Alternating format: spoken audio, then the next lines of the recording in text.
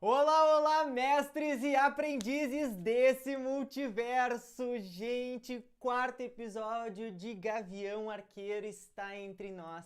E essa série tem me conquistado cada vez mais. Vocês não têm noção, essa série simplesmente está se tornando a minha favorita do universo da Marvel.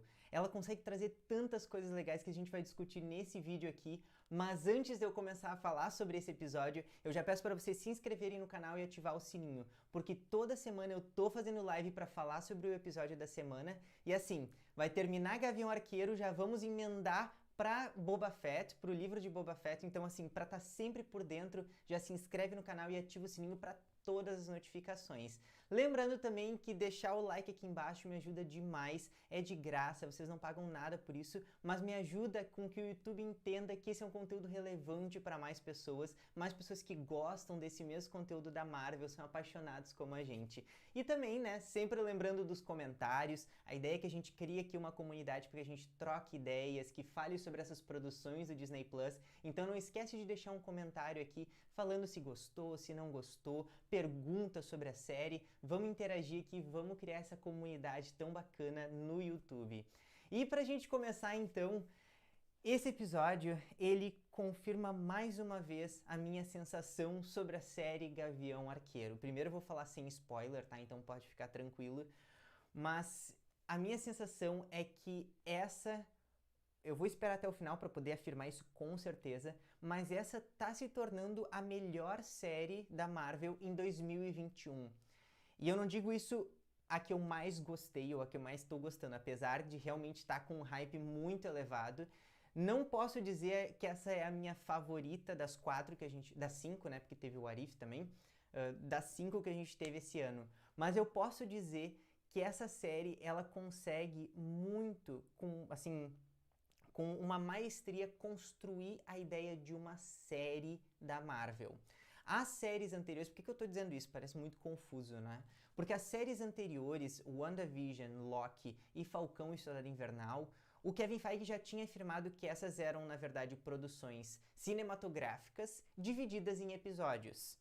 E o Kevin Feige sempre deixou muito claro que a ideia do Marvel Studios não era criar série como a gente está convencionalmente conhecendo em outros streamings. A ideia era realmente criar filmes picotados.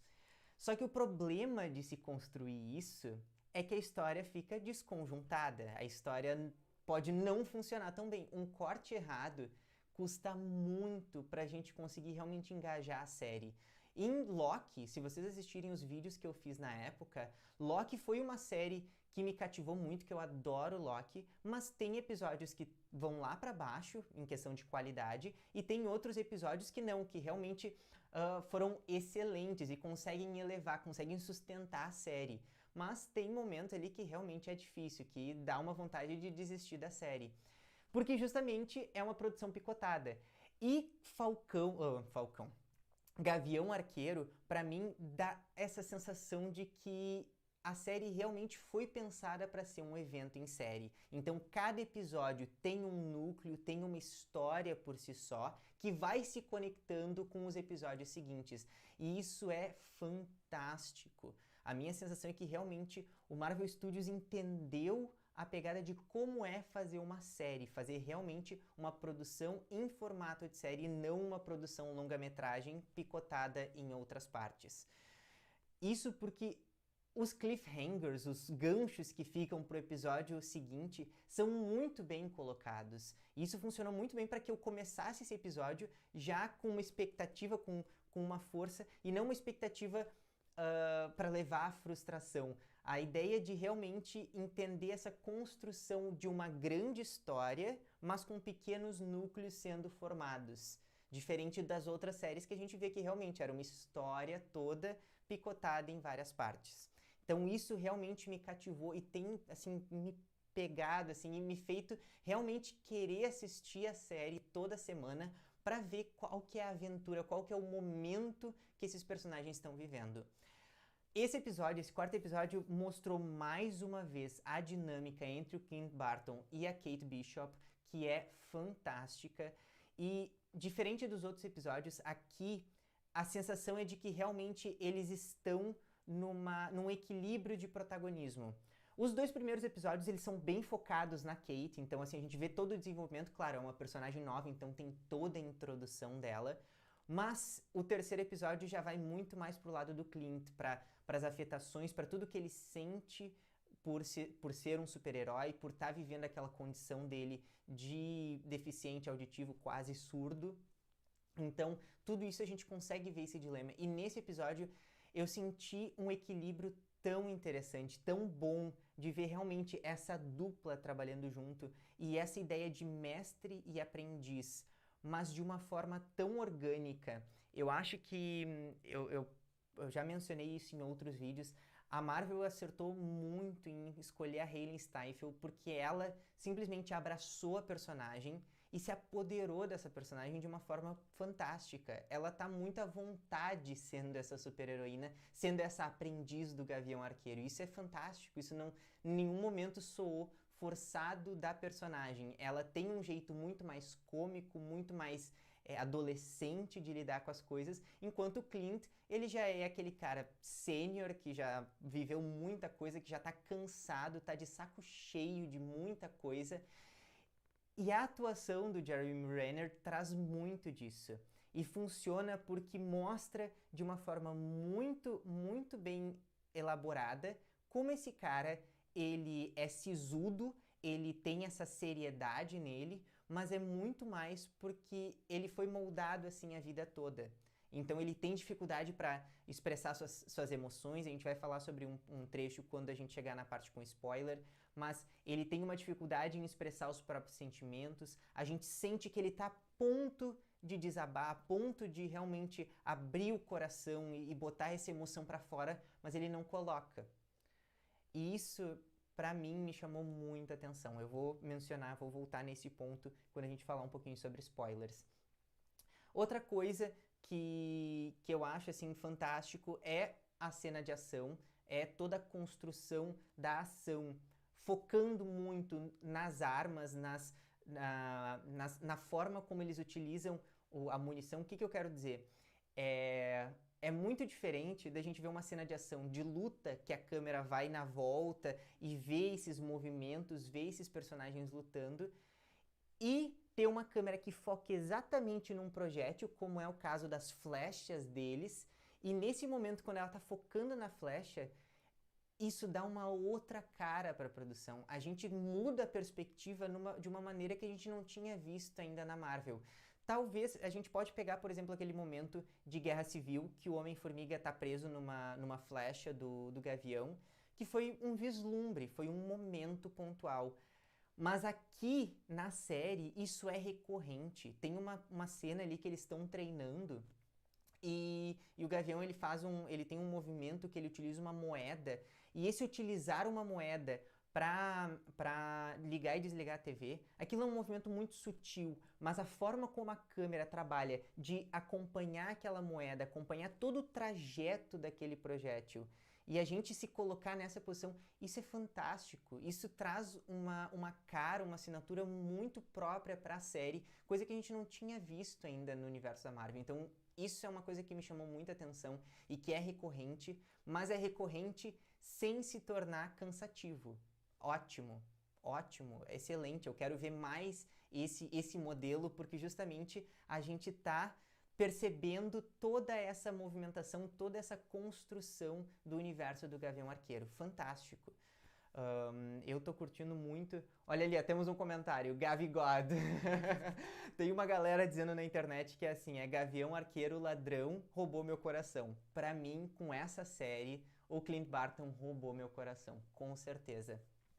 E aí, dando continuidade então à nossa parte sem spoiler, outro detalhe que me chamou muita atenção foi essa dinâmica do mestre e da aprendiz, mas a série, ela tem uma construção que ela beira o ridículo, mas ela não chega nesse ridículo. Então, assim, é uma dosagem tão bem selecionada de colocar a parte cômica nos momentos muito sérios. Principalmente a Kate traz essa comicidade para a série, mas numa dosagem tão bem selecionada que, como eu disse, beira o ridículo, beira aquela parte escrachada, mas não extrapola isso. Ela respeita esse limite e faz com que a série fique divertida para assistir. Não é à toa que eu tenho dito aqui que essa série é uma série para família, porque ela se passa no Natal, então a vibe do momento por si só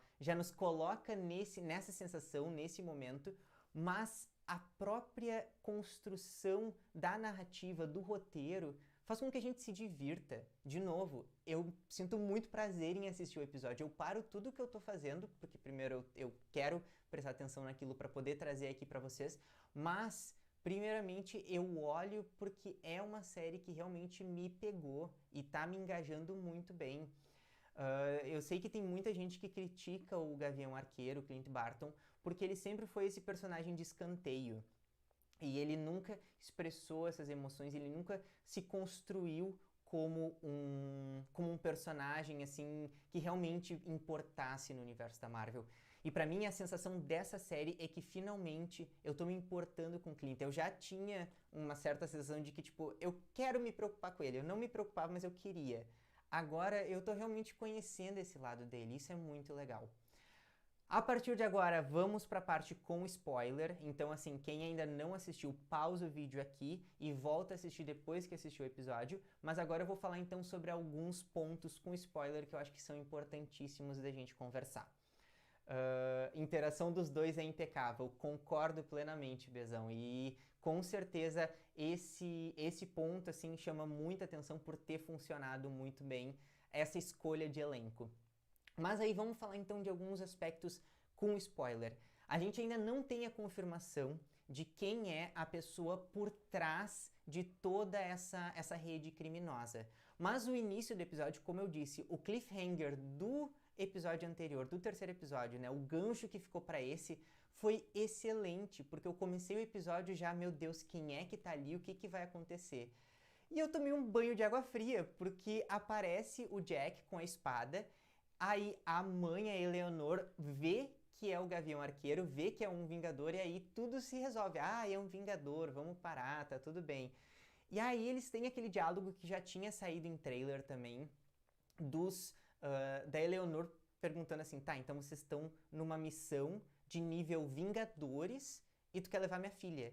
E aí tem aquele diálogo muito cômico, assim, mas o que fica dessa cena mesmo é o momento que a Eleanor sai daquele ambiente e vai para um outro ambiente fazer uma ligação. E ela demonstra estar preocupada, né, nervosa com aquele momento. Aquilo dali me deixou uma pulga atrás da orelha, assim, pensando, será que ela não está envolvida nessa rede criminosa da gangue do agasalho?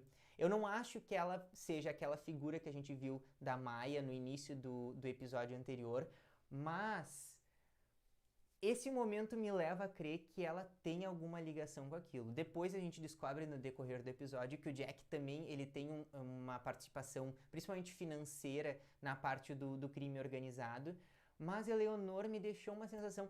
E na hora, quando eu assisti aquilo, me veio muito à mente a Sharon Carter e a irmã do Shang-Chi, que agora eu não vou lembrar o nome dela. Não vou conseguir lembrar o nome. Mas quando eu falei sobre Shang-Chi, eu falo sobre ela e falo como ela pode estar relacionada a Sharon Carter por justamente ser a líder dos Dez Anéis e a gente ainda não entender qual realmente é a intenção dos Dez Anéis naquele novo momento com a Xia Ling, é o nome dela, Xia Ling, com a Xia Ling no comando dos Dez Anéis.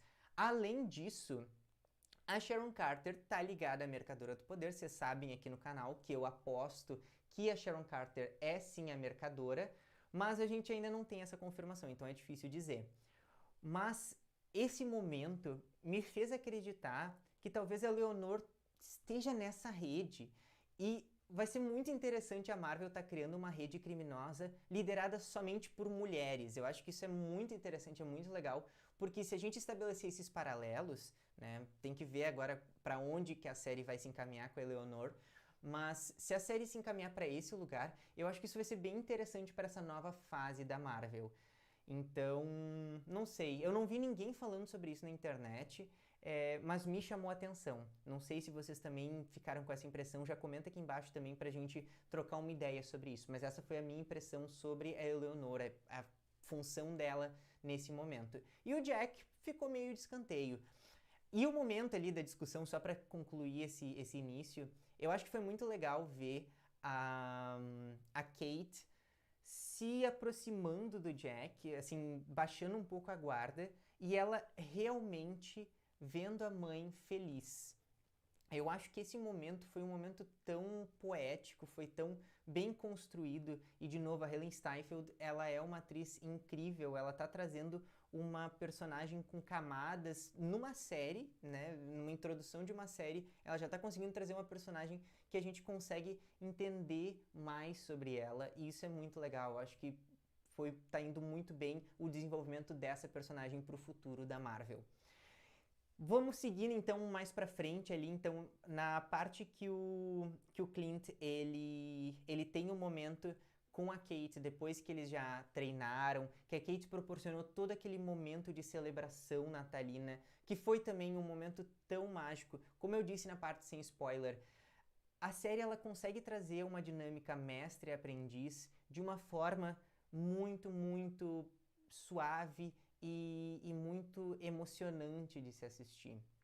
Eu realmente achei aquele momento incrível e sem forçar, de novo. É uma série que ela não tá forçando e assim, ela não era uma série que tava hypada, ninguém tava assim, quando a gente teve WandaVision, teve Loki, tava todo mundo, nossa, vai mudar o universo da Marvel, e Gavião Arqueiro tá meio de lado, tanto é que tem pouca gente falando sobre. Eu acho isso uma... Eu fico triste, assim, fico meio chateado, porque é uma série que realmente eu acho que todo mundo deveria assistir, e vou defender, quero ver até o final, né, claro, mas vou defender porque é uma série que ela é divertida, ela é gostosa de assistir. Acima de tudo, é uma série que vale a pena assistir porque é um entretenimento completo. A gente ri, a gente se emociona, a gente se importa com os personagens, e esse momento mostra isso. Porque é um momento que eu senti um maior aprofundamento do Clint Barton pra gente entender todo o peso que ele sente pela morte da Natasha e pelo fantasma do passado que é o Ronin. E a Kate sabe que é ele. E a Kate, ainda assim, ela defende, ela diz, não importa o que tu fez no passado, o que importa é quem tu é, e aconteceu, as pessoas erram, e a gente tem que dar seguimento, a gente tem que seguir em frente. Isso é muito legal. Eu achei esse momento, assim, fantástico da Kate, mesmo como uma jovem que teoricamente é inexperiente e em outros momentos da série a gente vê realmente isso da inexperiência dela, mas esse momento ela foi muito sábia no que ela disse. E esse momento de entrosamento dos dois personagens foi incrível, foi ótimo. E é esse momento que eu falei na parte sem spoiler, que o Gavião, ele tem os sentimentos, ele tem aquela emoção dentro dele, mas ele não deixa isso transparecer ao ponto dele desabar. Ele continua muito firme e como personagem eu acho isso incrível porque isso mostra esse personagem que sofreu muito e teve que aprender a não se abalar pelo sofrimento dele. Então isso tem um peso muito grande psicológico nesse personagem. E se ele fosse uma pessoa na vida real, eu ia querer abraçar o Clint naquele momento, eu ia querer dizer, cara, chora, bota pra fora essa emoção, porque eu sei que tu tá sentindo isso. E esse foi o momento, essa foi a sensação que eu tive quando eu vi o Clint Barton ali. Ele tava à beira de se emocionar, de chorar muito, e ele não conseguiu botar aquilo pra fora. Então, de novo, mais um acerto do Jeremy Renner. Muita gente critica ele, que ele não demonstra emoções, e eu até acho que tem vários filmes da Marvel que realmente não dá pra dizer que ele tem uma grande atuação, mas aqui encaixou muito bem esse estilo de atuação dele pro personagem que ele representa. Eu curti demais, assim, curti muito mesmo. E aí, evoluindo pro final do episódio, que eu acho que é realmente um momento de spoiler ali, finalmente a gente vê a chegada da Yelena Belova, que já era cotada, eu já tinha falado isso lá no vídeo sobre Gavião Arqueiro, resumão, que ela ia aparecer, e realmente ela apareceu. ela apareceu de uma forma também que já tem uma referência nos quadrinhos, aquele traje que ela utiliza pra se esconder, aquele traje tático ali, é uma referência dos quadrinhos. E assim, quando eles estavam lutando, pra mim tava na cara que era a Yelena, mas é aquela coisa, eles não entregaram de primeira. E aí quando ela dá o primeiro soco no Clint, ela ainda tá de máscara, ela dá o primeiro soco e tem aquela energia vermelha, eu olhei, tá, não tem como ser outra pessoa, tem que ser a Yelena. E ela deu uma surra neles, mas deu uma surra assim, ó, lindíssima no Clint, na Echo, na Kate, todo mundo apanhou pra essa mulher. Isso foi assim, ó, muito boa essa cena, foi incrível. E o que me chamou a atenção de novo foi a referência da Natasha, quando a Kate cai do prédio e o Clint ali tem aquele momento assim de suspensão que ele lembra, é uma memória traumática dele. E o momento que a Kate e a Helena se olham assim, pra mim esse é o momento que entregou, não entregou de uma forma ruim, tá? Mas entregou o que eu já tinha comentado, o que eu já tinha especulado sobre a Helena, ela vai começar como essa antagonista, ela vai tentar impedir o Clint, vai tentar talvez matar o Clint, porque ela acha realmente que o Clint é o responsável pela morte da Natasha, mas aí quem vai mudar essa perspectiva dela? A Kate. A Kate eu acho que vai trazer, ela vai tentar buscar o diálogo com a Helena para entender o lado da Helena e fazer com que tanto o Clint e a Helena se entendam. E ela entenda que o Clint não teve, não é culpa dele a morte da Natasha. E eu acho que isso é importantíssimo para os personagens ali. E a Echo, né, sai dali. A Echo mostrou de novo mais uma vez. Ela não tem a grande participação, mas ela mostrou mais uma vez ali que ela tem uma força um pouco. Ela tem habilidades sobre-humanas. Eu não vou dizer assim um estilo Capitão América, mas ela tem um treinamento, ela tem ali uma força que é realmente impressionante, assim. E de novo, é uma personagem incrível que eu acho que ela tá sendo bem introduzida. Ela tá timidamente sendo introduzida no universo da Marvel, porque ela vai ter a própria série. Então, eu acho que tá sendo bem dosado para que realmente não entregue tudo da personagem. Olha, comentários. Qual é a sua teoria sobre o Rolex? Cara, o Rolex, ele foi realmente uma questão que eu fiquei olhando, assim, no episódio. Por que desse Rolex, né? Porque, na verdade, uma coisa que me chamou a atenção, que é bem interessante, é que, assim como Homem-Aranha de Volta ao Lar lida com consequências de Vingadores lá de 2012, porque, pra quem não lembra, em Homem-Aranha de Volta ao Lar, os vilões, o Abutre e aquela gangue ali do Abutre, eles utilizam a tecnologia Chitauri para criar armaduras, para criar novas tecnologias para esses vilões.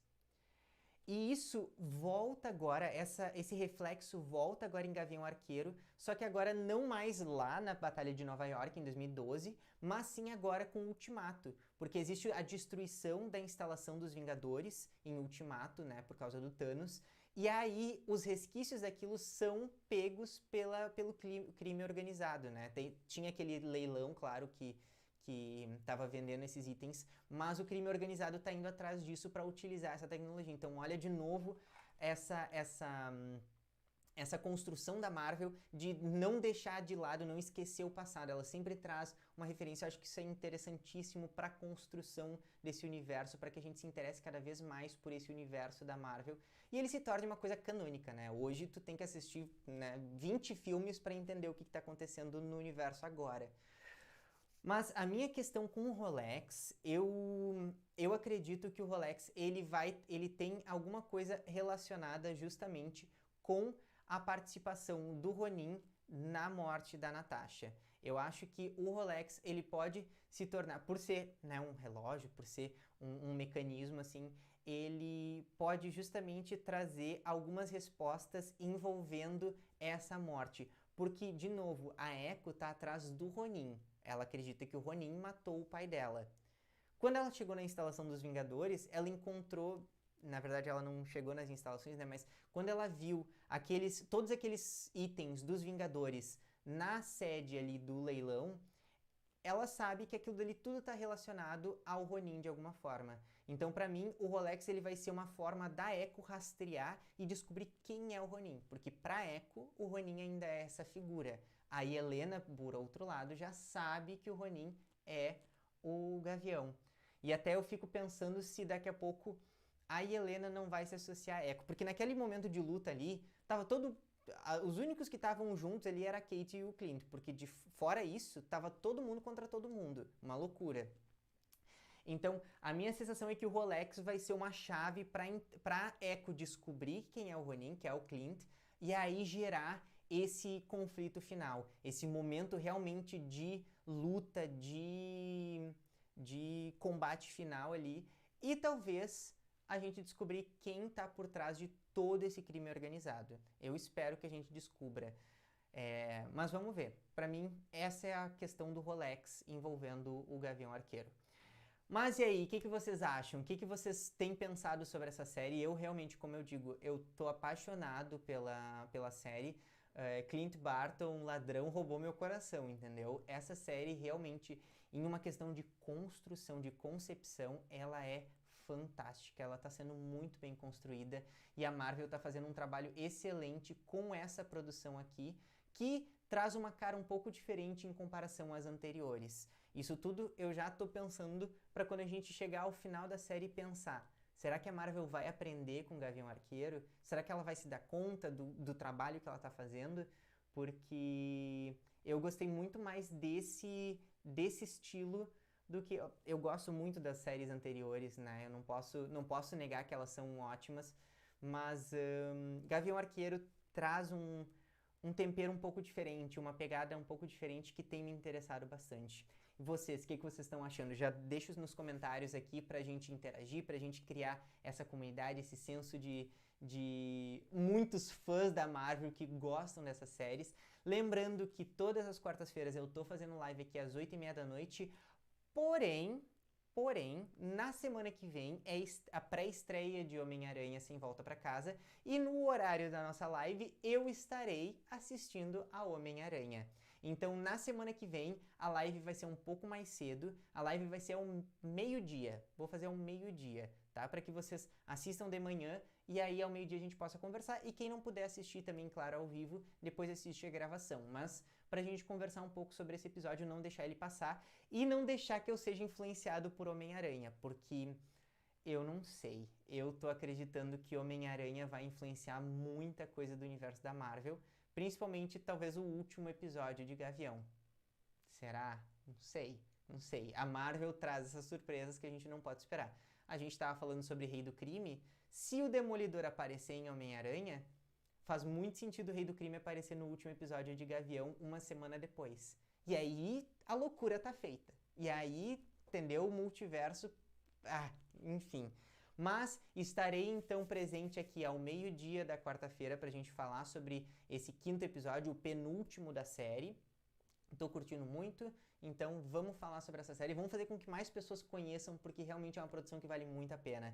Muito obrigado para quem ficou até o final, e aqui do lado eu vou deixar a playlist com todos os outros vídeos, todas as outras lives que eu fiz falando sobre a série, pra gente fazer uma maratona, pra gente discutir toda essa evolução de personagem e ver realmente Kate Bishop se tornando a nova Gavião Arqueira. Muito obrigado para quem ficou até o final, e até semana que vem, até o próximo vídeo. Tchau, tchau, gente!